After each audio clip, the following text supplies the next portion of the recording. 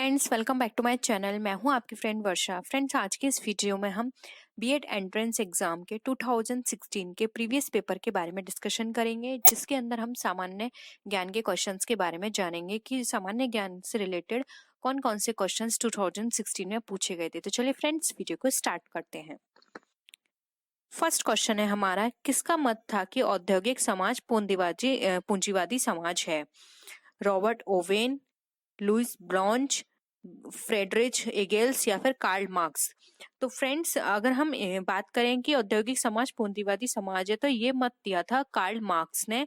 उन्होंने ये कहा था कि जो भी फैक्ट्रियां लगी हैं वो पूंजी पर पूंजीपतियों का उनका मालिकाना हक है। यानी कि फैक्ट्रियों में लगी जो भी पूंजी है, जो पूंजी से फैक्ट्रियां लगाई गई हैं, उस पर मालिकाना हक किसका होता है? पूंजीपतियों का होता है।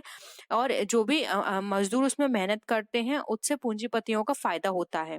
तो औद्योगिक समाज पूंजीवादी समाज है। तो ऑप्शन डी हमारे यहाँ पर राइट आंसर है। नेक्स्ट है, भगत सिंह किसके नेता हैं? अनुशीलन समिति के, हिंदुस्तान सोशलिस्ट रिपब्लिक एसोसिएशन के, अभिनव भारत के या फिर अकाली दल के? तो फ्रेंड्स, अगर हम यहाँ पे बात करें, सचिन सान्याल तथा योगेश चंद्र चटर्जी ने वर्ष 1924 में हिंदुस्तान रिपब्लिकन एसोसिएशन का गठन किया था। यह अखिल भारतीय स्तर पर पहला संगठन था। बाद में इसका नाम हिंदुस्तान सोशलिस्ट रिपब्लिक एसोसिएशन हो गया और भगत सिंह इसके नेता थे। तो इसका राइट आंसर है option B, Hindustan socialist republic association. Next question पे आते हैं। महाभाष्य के लेखक पतंजलि किसके समकालीन थे? चंद्रगुप्त मौर्य के, अशोक के, पुष्यमित्र शुंग के या फिर चंद्रगुप्त प्रथम के? तो फ्रेंड्स, अगर हम बात करें कि महाभाष्य के लेखक पतंजलि जो समकालीन थे, वो थे पुष्यमित्र शुंग के। क्योंकि फ्रेंड्स, पतंजलि द्वारा पाणिनि ने अष्टाध्यायी पर महाभाष्य लिखा गया था और इसका जो राइट आंसर है वो है ऑप्शन सी। नेक्स्ट है, चित्तौड़गढ़ का कीर्ति स्तंभ किसने बनवाया था? राणा सांगा ने, राणा कुंभा ने, राणा प्रताप ने या फिर राणा उदय सिंह ने? तो फ्रेंड्स, अगर हम यहाँ पे चित्तौड़ की कीर्ति स्तंभ की बात करें तो इसे सिसोदिया वंश के शासक राणा कुंभा ने बनवाया था 1433 से 1473 ईस्वी में। और ये बनवाया था मालावा के जो शासक को परास्त कर चित्तौड़गढ़ में अपना कीर्ति स्तंभ स्थापित करने के लिए उन्होंने इसको बनवाया था। तो फ्रेंड्स, इसका जो राइट आंसर है वो है option B, Rana Kumbha. Next है, वह ब्रिटिश जिसने 1857 ईस्वी के भारतीय विद्रोह को British parliament house of Commons में राष्ट्रीय विद्रोह की संज्ञा दी थी, वह कौन थे? अर्नेस्ट जोन्स थे, पायरस्टन थे, डिज़रेली थे या फिर ग्लोइस्तु था?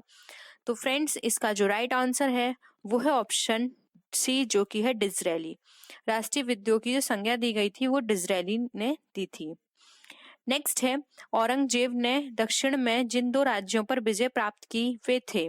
यानी कि औरंगजेब ने दक्षिण में जिन दो राज्यों पर विजय प्राप्त की थी, हमें उसके बारे में बताना है। ऑप्शंस है अहमदनगर एवं बीजापुर, बीदर एवं बीजापुर, बीजापुर एवं गोलकुंडा या फिर गोलकुंडा एवं अहमदनगर?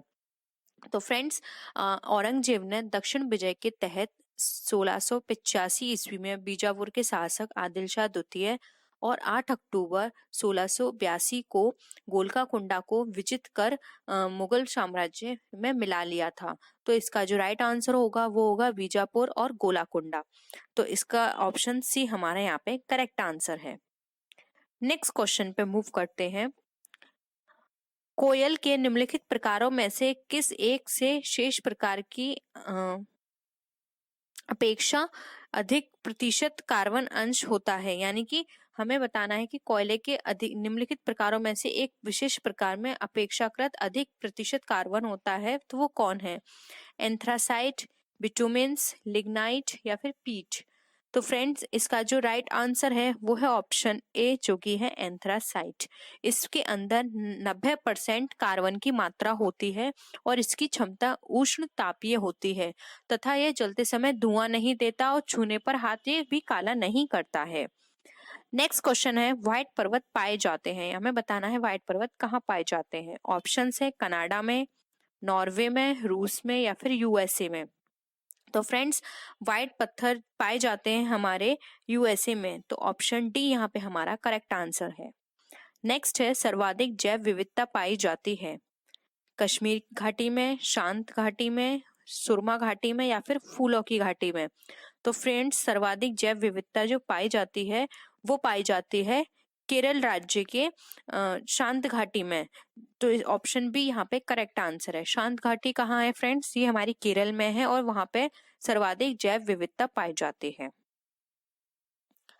नेक्स्ट क्वेश्चन है, वरुणा प्रजाति है सरसों की, अलसी की, सूरजमुखी की या फिर तिल की। तो फ्रेंड्स यहाँ पर अगर हम बात करें वरुणा प्रजाति की, तो सरसों की एक तिलहनी फसल होती है। पूसा बोल, पूसा, जय किसान और वरुणा इसकी मुख्य प्रजातियां हैं। तो यहाँ पे जो ऑप्शन ए है वो करेक्ट आंसर है। ये सरसों की प्रजाति है जिसमें तीन इसकी बहुत ही प्रमुख प्रजातियां होती हैं, जिसमें कि एक वरुणा है, पूसा बोल्ड है, पूसा जय किसान है। तो आप इनको याद रखिएगा। नेक्स्ट क्वेश्चन पे मूव करते हैं। निम्नलिखित में से किसे आप कायांतरित चट्टानों से संबंध करेंगे? तावा, गार्नेट, मैग्नीज या फिर पायराइट। तो फ्रेंड्स अगर हम बात करें यहाँ पे कायांतरित चट्टानों से संबंध करने की, तो यहाँ पर अगर हम कायांतरित चट्टान से संबंध करेंगे तो इसका जो राइट आंसर होगा फ्रेंड्स वो होगा हमारा ऑप्शन बी, गार्नेट। गार्नेट कायांतरित चट्टानों से संबंध की जाती है। नेक्स्ट है कंधार स्थित है। कंधार कहाँ पे स्थित है? दक्षिण अफगानिस्तान में, उत्तरी अफगानिस्तान में, पूर्वी इराक में या फिर पश्चिमी पाकिस्तान में। तो फ्रेंड्स कांधार जो है वो अफगानिस्तान के कांधार प्रांत की एक राजधानी है और यह प्रांत अफगानिस्तान के दक्षिण पूर्व में पाकिस्तान सीमा पर स्थित है। तो इसका जो राइट आंसर होगा फ्रेंड्स वो होगा हमारा ऑप्शन यहाँ पर ए, दक्षिण अफगानिस्तान में। नेक्स्ट क्वेश्चन पे आते हैं। दक्षिण अमेरिका का वह कौन सा नगर है जो अपनी चौड़ी सड़कों के कारण अमेरिका का पेरिस कहलाता है? यानी कि इसकी चौड़ी सड़कें होने के कारण इसको हम अमेरिका का पेरिस भी कहते हैं। Santiago, Buenos Aires, Mexico city या फिर रियो डी जेनेरो। तो फ्रेंड्स अगर इसके हम राइट ऑप्शन की बात करें तो वो है ऑप्शन बी, ब्यूनोस आयर्स, और ये अर्जेंटीना में स्थित है और यह प्राय दक्षिण का पेरिस के रूप में इसका उल्लेख किया जाता है। तो ऑप्शन बी यहाँ पे हमारा करेक्ट आंसर है। नेक्स्ट आते हैं, बाबा गारिया पूजा त्योहार मनाया जाता है अरुणाचल प्रदेश में, हिमाचल प्रदेश में, राजस्थान में या फिर त्रिपुरा में। तो फ्रेंड्स अगर हम बाबा गरिया पूजा की बात करें तो यह त्रिपुरा राज्य का प्रसिद्ध त्योहार है। इसे गौ माता की पूजा की जाती है। तो इसका जो राइट आंसर है वो है ऑप्शन डी। नेक्स्ट है एमनेस्टी इंटरनेशनल का मुख्यालय अवस्थित है जिनेवा, लंदन, न्यूयॉर्क या दी हेग में। तो फ्रेंड्स अगर हम बात करें एमनेस्टी इंटरनेशनल की, तो फ्रेंड्स इसका प्रारंभ अगर हम थोड़ी हिस्ट्री की बात करें तो इसका प्रारंभ एक ब्रिटिश वकील पीटर कर्नेसन द्वारा 28 मई 1964 को समाचार पत्रों में दी गई एक अपील के साथ हुआ था। और इसका जो अगर हम बात करें मुख्यालय की, तो इसका जो मुख्यालय है वो है लंदन में। तो ऑप्शन बी यहाँ पे हमारा राइट आंसर है। नेक्स्ट है प्रतिवर्ष 13 फरवरी को महिला दिवस मनाया जाता है स्मृति में, यानी कि किसकी स्मृति में? इंदिरा गांधी की, कमला नेहरू की, सरोजनी नायडू की या फिर रानी लक्ष्मीबाई की। तो फ्रेंड्स ये अगर हम बात करें कि ये किसकी स्मृति में बनाया जाता है तो वो है ऑप्शन हमारा सी, सरोजनी नायडू की। क्योंकि फ्रेंड्स इस दिन 13 फरवरी 1868 को हैदराबाद में सरोजनी नायडू का यहाँ जन्म हुआ था और इनको हम भारत कोकिला के नाम से भी जानते हैं, इसलिए इस दिन को महिला दिवस के रूप में भी मनाया जाता है। नेक्स्ट आते हैं, मैग्से पुरस्कार विजेता पहले भारतीय कौन थे? इंदिरा गांधी, किरण बेदी, टी.एन. शेषन या फिर विनोबा भावे। तो फ्रेंड्स मैग्सेसे पुरस्कार की बात करें कि ये सबसे पहले भारत में किसको दिया गया था, तो ये दिया गया था सबसे पहले विनोबा भावे को। तो ऑप्शन डी यहाँ पे हमारा करेक्ट आंसर है। नेक्स्ट है, निम्नलिखित में से किस पाकिस्तानी नागरिक को भारत सरकार द्वारा भारत रत्न से सम्मानित किया गया? ऑप्शन है लियाकत अली खान, M.A. जिन्ना, खान अब्दुल गफ्फार खान या फिर मोहम्मद इकबाल। तो फ्रेंड्स अगर हम यहाँ पर बात करें कि सबसे पहले पाकिस्तानी नागरिक को भारत सरकार द्वारा जो भारत रत्न दिया गया था वो कौन थे, तो फ्रेंड्स वो थे खान अब्दुल गफ्फार खान। तो ऑप्शन सी यहाँ पे हमारा राइट आंसर है। नेक्स्ट है मोहिनी अट्टम परंपरागत नृत्य है आंध्र प्रदेश का, कर्नाटक का, केरल का या फिर तमिलनाडु का। तो फ्रेंड्स अगर हम मोहिनी अट्टम की बात करें कि ये कहाँ का है, तो मोहिनी अट्टम जो हम बोले हैं इसको कि परंपरागत नृत्य है तो वो है केरल का। जबकि अगर हम बात करें आंध्र प्रदेश की, तो आंध्र प्रदेश का जो लोक नृत्य है, जो फेमस नृत्य है वो है कुचिपुड़ी, घटा मर्दाल और कुंभी।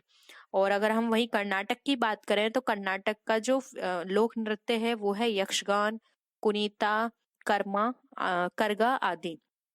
तो यहाँ पे ऑप्शन सी हमारा राइट आंसर है। मोहिनी अट्टम परंपरागत नृत्य है केरल का। नेक्स्ट है वह कौन सा प्रथम भारतीय राज्य है जिसने प्लास्टिक की थैलियों के उपयोग पर पूर्ण रोक लगा दी थी? हरियाणा, हिमाचल प्रदेश, झारखंड या फिर कर्नाटक।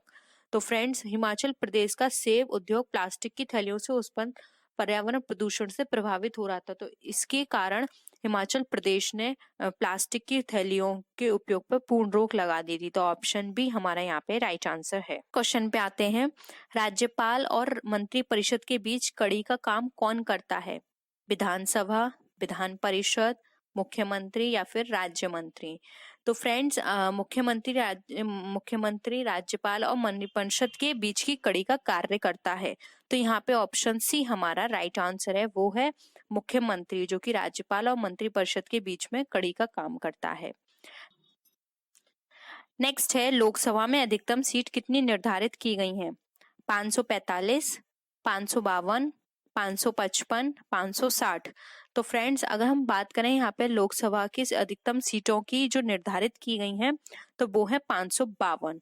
तो ऑप्शन बी यहाँ पे हमारा राइट आंसर है, जिसमें कि 530 सदस्य राज्यों से होते हैं, 20 सदस्य संघ शासित प्रदेशों से होते हैं और 2 सदस्य हमारे एंग्लो इंडियन होते हैं, जो कि हमारा जो प्रेसिडेंट होते हैं वो इनको अपॉइंट करते हैं। उनको अधिकार होता है इनको अपॉइंट करने का। तो यहाँ पे टोटल मिला के जो मेंबर होते हैं मैक्सिमम वो होते हैं 552। नेक्स्ट है भारत में स्थानीय स्वशासन का जनक किसे कहा जाता है? Lord Ripon, Lord Cornwallis, Lord Macaulay या फिर लॉर्ड मिंटो। तो फ्रेंड्स अगर हम यहाँ पर बात करें कि भारत में स्थानीय स्वशासन का जनक किसे कहा जाता है तो वो है लॉर्ड रिपन।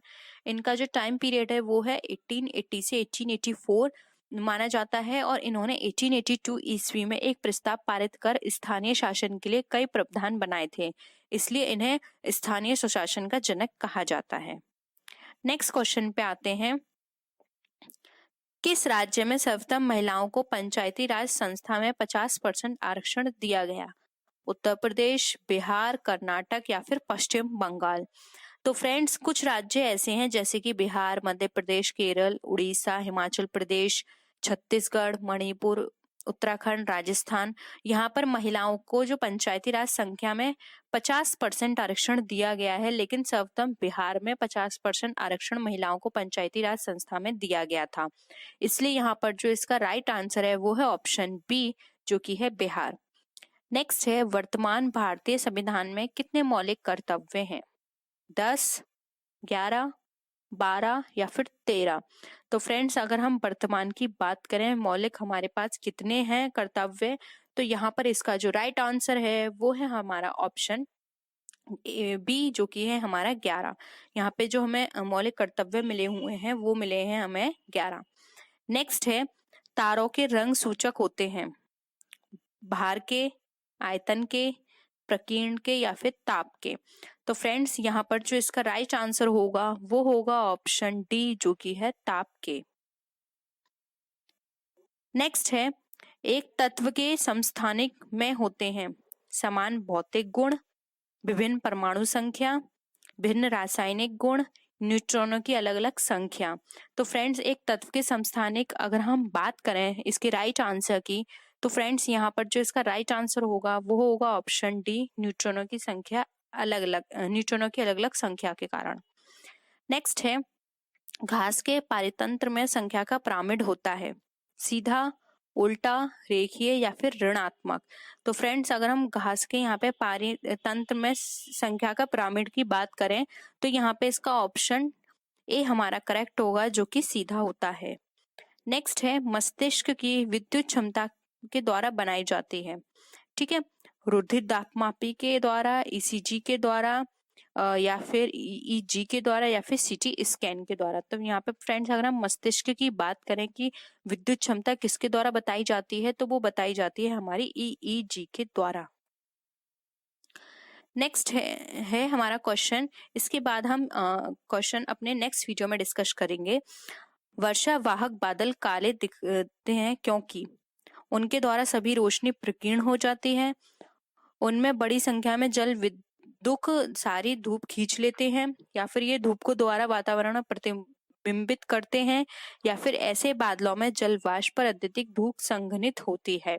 तो फ्रेंड्स यहाँ पर हमें बताना है कि जो वर्षा वाहक बादल काले दिखते हैं वो ऐसा क्यों होता है। तो फ्रेंड्स वो होता है हमारे द्वारा जो वातावरण में जो प्रतिबिंबित होता है उसके कारण।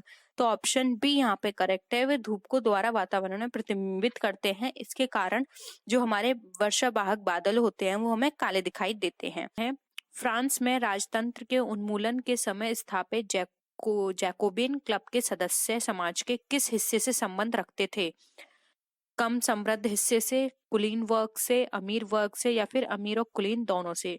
तो फ्रेंड्स फ्रांस के राजतंत्र के उन्मूलन के समय जो जैकोबिन क्लब के सदस्य थे वो कम समृद्ध हिस्से से संबंध रखते थे। तो इसका ऑप्शन ए यहाँ पर करेक्ट है।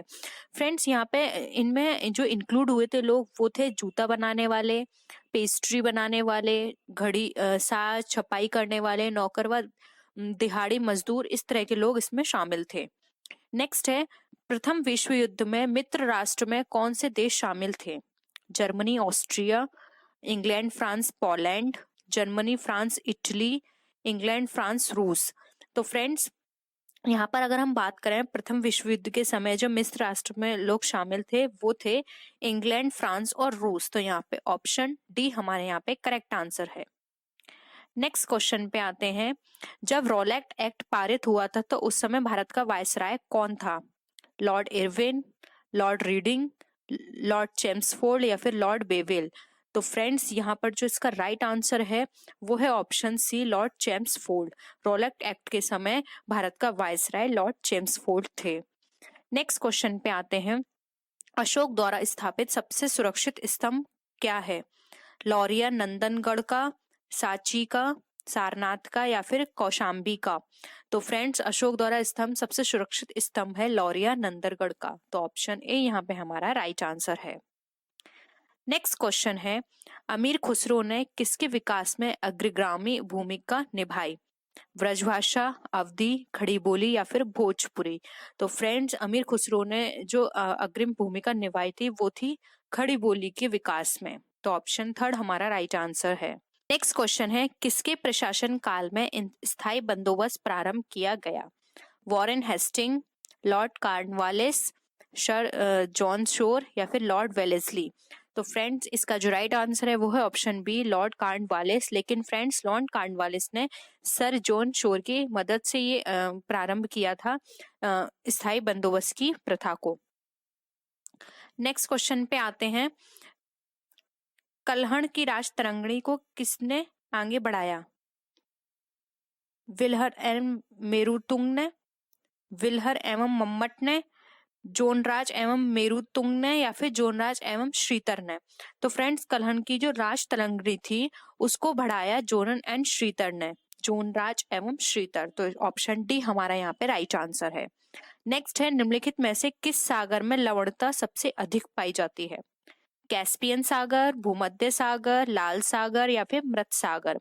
तो फ्रेंड्स इसका जो राइट आंसर है वो है ऑप्शन डी, मृत सागर। नेक्स्ट है निम्नलिखित में से कौन सा राज्य भारत में मैग्नीज का सर्वाधिक उत्पादन करता है? महाराष्ट्र, मध्य प्रदेश, कर्नाटक या फिर उड़ीसा। तो फ्रेंड्स इसका जो राइट आंसर है वो है ऑप्शन डी, उड़ीसा। नेक्स्ट है अब हमें इसमें सुमेलित बताना है कि कौन सा किससे सुमेलित नहीं है।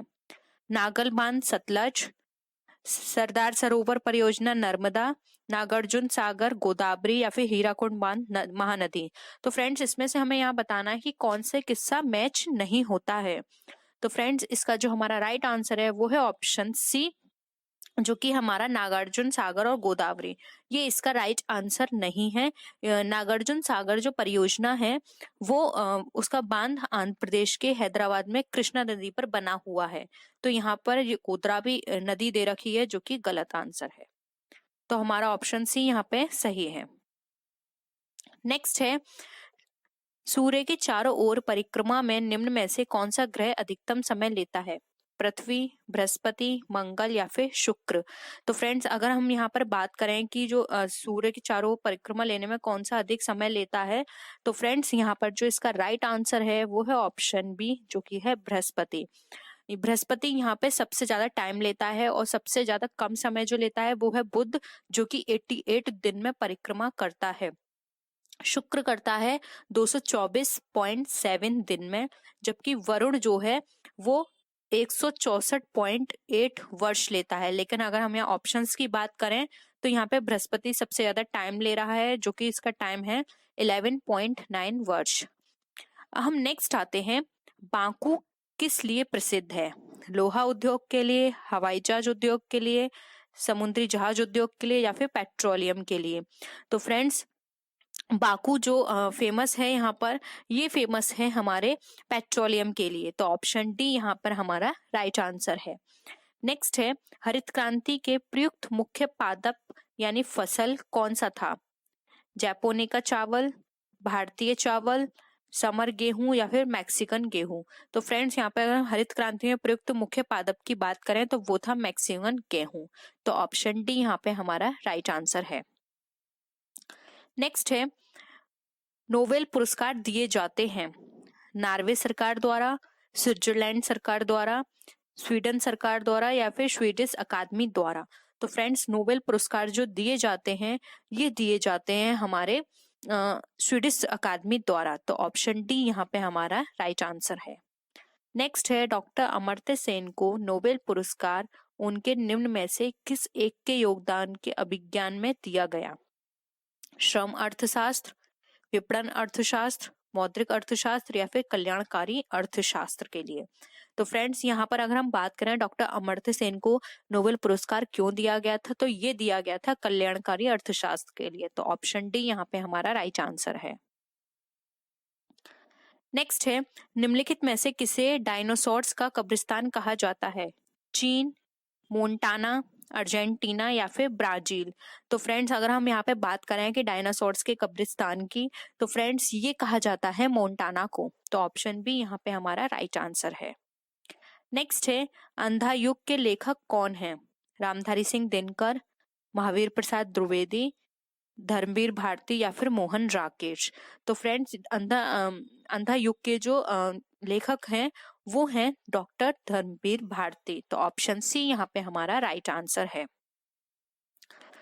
नेक्स्ट है, भारत का संविधान कैसा संविधान है? धर्मनिरपेक्ष, सांप्रदायिक, हिंदुत्ववादी या फिर इस्लाम से प्रेरित। तो फ्रेंड्स अगर हम यहाँ पर बात करें भारत के संविधान की, तो भारत का संविधान एक धर्मनिरपेक्ष संविधान है। तो ऑप्शन ए यहाँ पे हमारा राइट आंसर है। नेक्स्ट है, संसद के गठन का वर्णन भारतीय संविधान के किस भाग में किया गया है? भाग सेकंड, भाग थर्ड, भाग फोर्थ या फिर भाग फिफ्थ। तो फ्रेंड्स अगर हम संसद के यहाँ पर गठन के वर्णन की बात करें तो ये दिया गया है भाग फिफ्थ में। तो ऑप्शन डी यहाँ पे हमारा राइट आंसर है। नेक्स्ट है, राज्यसभा के सदस्यों का कार्यकाल कितने वर्षों का होता है? 5 वर्ष, 6 वर्ष, 10 वर्ष या फिर इनमें से कोई नहीं। तो फ्रेंड्स राज्यसभा के सदस्यों का जो कार्यकाल होता है वो होता है हमारे 6 वर्ष का।